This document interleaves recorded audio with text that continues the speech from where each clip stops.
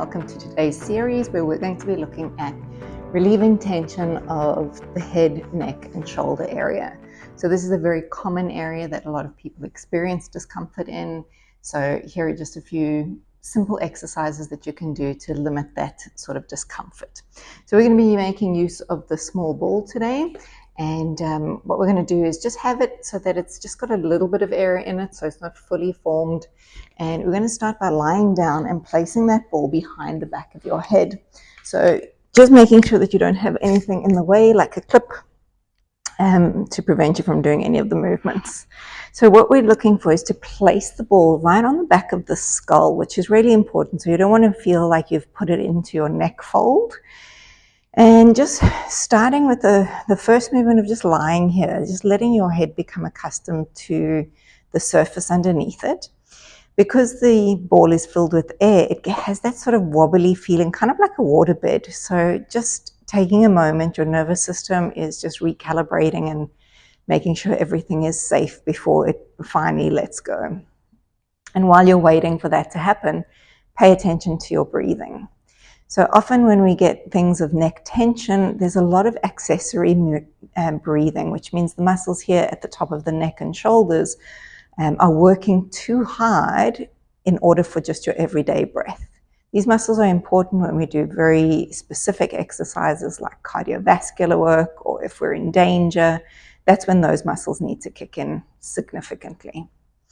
So once you've had this moment here, now we're going to start a little bit of movement. So the tilting of the head backward and forward.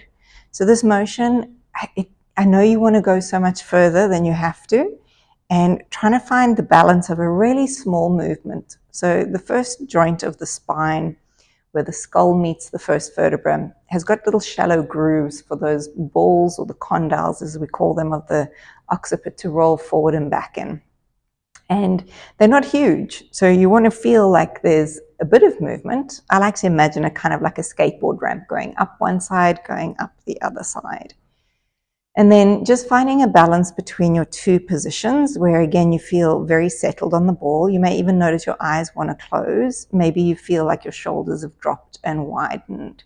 So we do our tilts from side to side. And again, because you're on the ball, make sure you don't go all the way. So only about, not even 45-degree angle across, because you're trying to do this with the least amount of effort, which means you're not trying to overly engage the muscles again here at your neck. Obviously, some of the muscles have to work. They're part of what's happening in order for your head to turn from side to side, but there's not a sense of gripping and holding and trying to react. And then coming back to your center. So we do the next one, which I call the deflator inflator. So we push into the ball surface behind you, and you're going to feel the toning at the front of the neck muscles, and then you just let the ball inflate your head back up. And then you deflate by pushing the ball down toward the floor, and then let the ball re-inflate underneath your head. So this one is, it's not the tilt of the head. We did that one first. This one is pushing straight back onto the ball surface. And like I said, most of us have this tension at the front of our throat area because our heads are too far forward in everyday life nowadays. These are the things of convenience that we've created for ourselves, but it's always good to remember to check yourself in and come back to the basics of what your head position is meant to be like. And then you're just going to relax into that again, and we're going to finish off with just a little circular motion. So maybe about 3 circles in each direction, and just noticing where you feel like you may be coming a little unstuck, and go the other way. And I always like to say these are, your preparations, your awarenesses of what's going on in your body surface. So that should feel fantastic. I mean, we could stop the video right now, as I often say, and it would be enough. But we're going to keep going because it's really important that we look at other things as well. So we're going to take the ball and we're going to place it between your shoulder blades. And the reason we're going to do this is because we want to open up into the chest. So here we've got to have that support for our head as we take our spine backward and over the ball.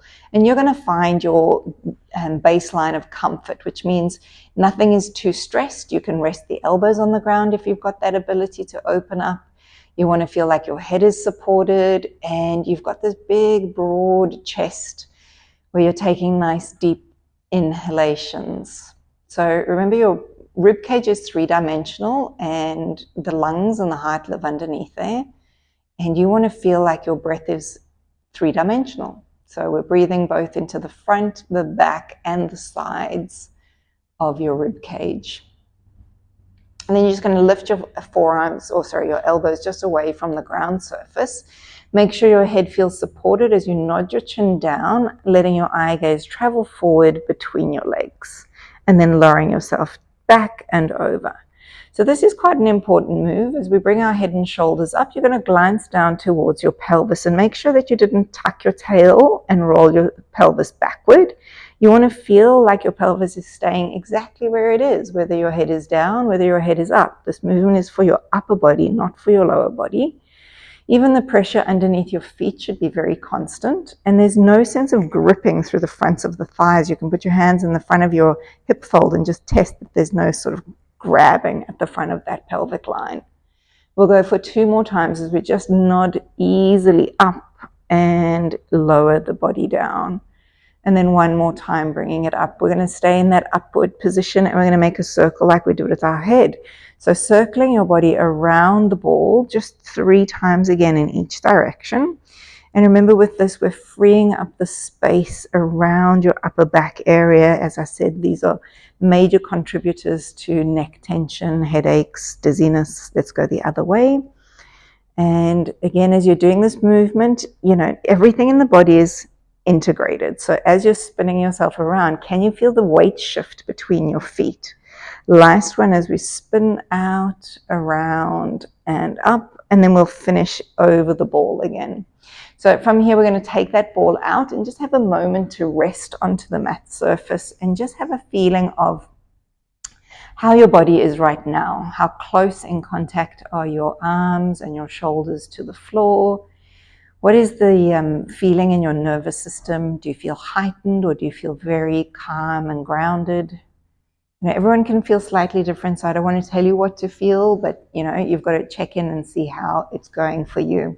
So we're going to turn ourselves over onto the side and we're just going to prop that little ball underneath your underarm area. Having your arms stretched out and away from you, you're just going to drop your head down onto your top arm. And really, there's not a lot to do. It's just a breathing exercise. So we've got a push up of the lower ribs below. So we're going to start with just having your hand rested onto the floor. And then if it's suitable in your arms or in your shoulders, you're going to send the other arm up and over. Maybe grab a hold of your wrist. We're going to take about 3 breaths here. So remembering that image I said of your rib cage being 3-dimensional. So now we're able to easily sort of feel the side of the ribs in the underarm area. You'll be surprised at how many ribs can sort of feel closed and squished together, and just opening up into the rib cage and into your breathing is so vital. And again, if you have the sense of your lungs are all in that area of your rib cage. And then bringing yourself up from there. And then we're going to repeat the same thing to the other side. So we'll just swing around and again, placing the ball just underneath the underarm area, lowering your head down onto your upper arm. Remember, if your arm is not able to press away from you, then just have a pillow underneath your head to support, and your other arm can be slightly forward. But this one really just helps if it's in this position. And then if it's available, we're going to send that arm over.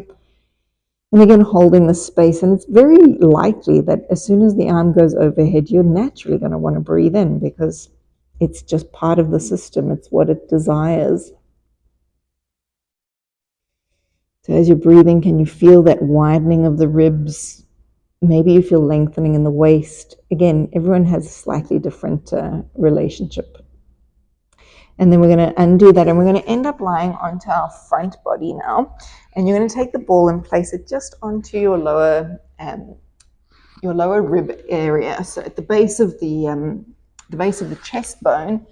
And for some people, this can feel a little awkward, especially if you've had something to eat, because it can press into the abdominal organs slightly. So just make sure your level of comfort feels good. So we'll start with our hands rested down, our head coming towards the hands, and then leading your spine just up and away. So just getting a nice little lift and work through the back. So maybe you've realized some of the things that we're doing is we began with a mobility series in terms of like releasing work. And now we're going to work into a strengthening series so that all that, good stuff that we did to release is now feeling supported and not vulnerable in your body. So as we've got this movement, you've got that sense of sort of lifting away from the ball, but with a slight curvature in your upper back. So very mindful to not suddenly throw your neck out. We did such lovely work with your neck earlier. You don't want to go and disrupt all of that. And we'll just do about 2 more like that as we just make our way up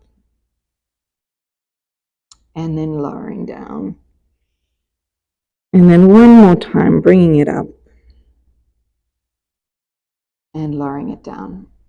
I like to teach my clients that, the basic work is still some of the most foundational and best work to do. Going back to basics is amazing because you feel so darn good.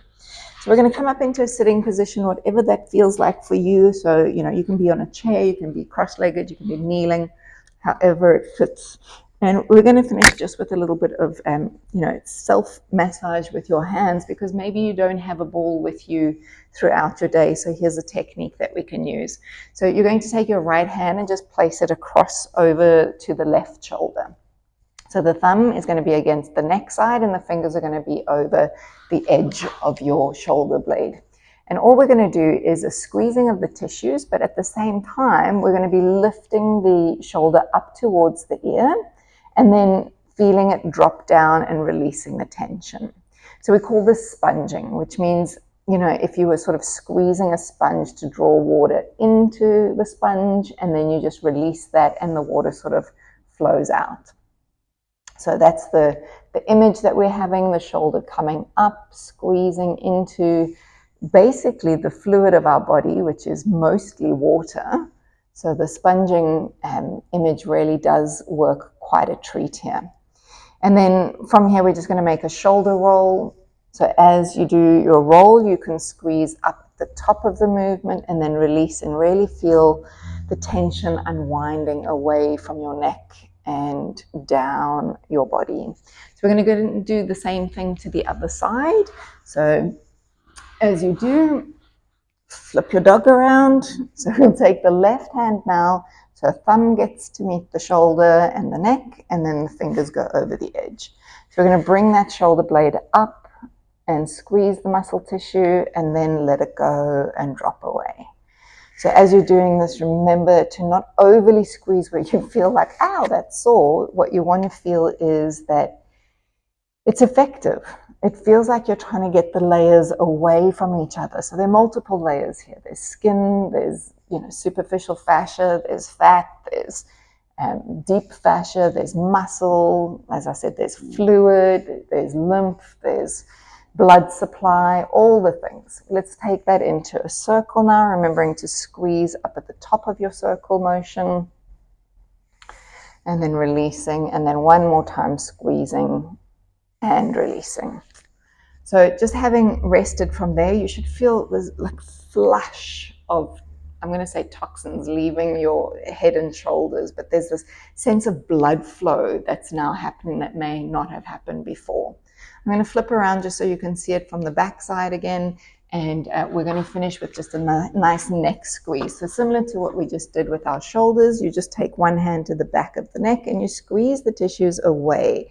So you're pulling your neck skin away. So, when I do that to Bear, he's got this beautiful skin surface, and that's kind of what I'm doing to me. And it's a very soothing feeling. So just getting this area tapped out, touched, is going to provide a lot of feedback to the nervous system, and that's going to help you orientate yourself. So we call that the proprioception system. Like, do we know where we are?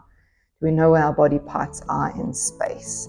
All right, and then with that, I'm pretty sure you're going to feel absolutely fantastic. And Bear and I are going to leave you with that sequence, and we look forward to seeing you in another one soon. Bye.